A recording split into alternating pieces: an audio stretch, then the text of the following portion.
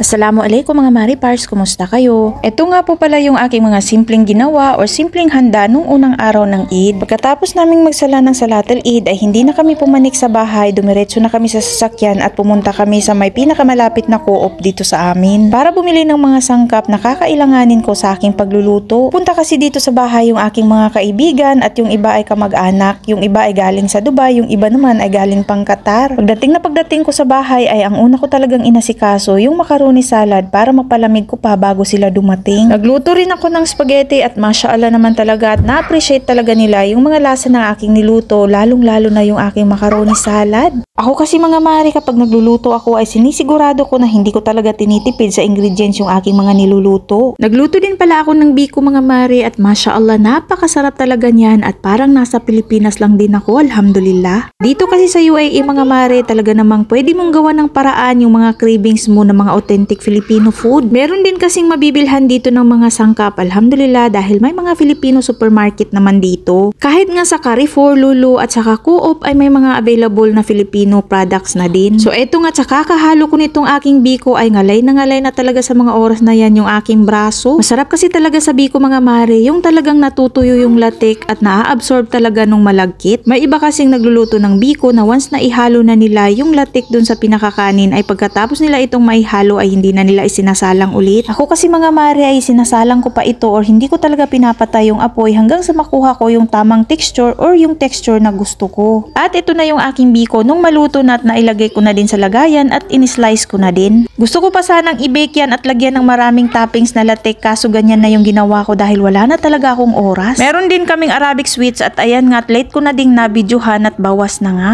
Dito sa bahay mga mare, wala naman kasi talagang mahilig sa Arabic sweets dito maliban na lang sa aking mister. Hindi nga yan nabawasan ng aking mga bisita nung araw ng Eid mga mare at yung mister ko na lang ang nagbukas niyan at kumain yan at late ko na lang talagang nabidyohan. At meron din kami dito mga mixed nuts kapag kasi may mga Arabic kami na bisita, yan yung mga gusto nilang kainin, saka mga Arabic sweets, mga ganyan. At meron din kami dito mga iba't ibang klase ng mga chocolates at kung ano-ano pa at meron ding dates. Finally, alhamdulillah, andito na itong aking mga bisita at ayan na nga at kumakain na sila. Sa ulam mga mare, hindi na po talaga ako nagluto dahil wala na talaga akong oras at nagpabili na lamang ako sa aking mister ng broasted. Mahirap din kasi mga mare kapag ikaw lang mag-isa ang magluluto at maghahanda ng lahat tapos mashallah mayroon ka pang mga anak na makukulit. Simpleng salo-salo at kwentuhan nga lang itong aming mga ginawa mga mari at nakakabitin pa nga dahil napakaikli lang ng oras ng pinagsamahan namin, pero alhamdulillah dahil kahit papaano ay nagkita-kita kami. Merong iba dyan na ngayon ko lang din nakilala dahil mga kaibigan sila nitong aking kaibigan naman na pumunta dito galing sa Qatar. Kaya maraming salamat mga be sa pagpunta dito sa bahay at welcome na welcome kayo dito anytime. Yang naka-purple ng abaya mga mare, yan yung aking kaibigan na galing pang Qatar at 8 taon talaga kaming hindi nagkita. Nagbakasyon lang siya ng 3 araw sa Dubai at sinabihan ko talaga na hindi pwedeng bumalik ka ng Qatar na hindi tayo magkikita o hindi ka pumunta dito sa Abu Dhabi. Pagkatapos namin kumain mga mare ay umalis din kami at pumunta kami sa Sheikh Zayed Grand Mosque. Pero bibitinin ko muna kayo at sa susunod na video ko na lamang yun isi-share sa inyo.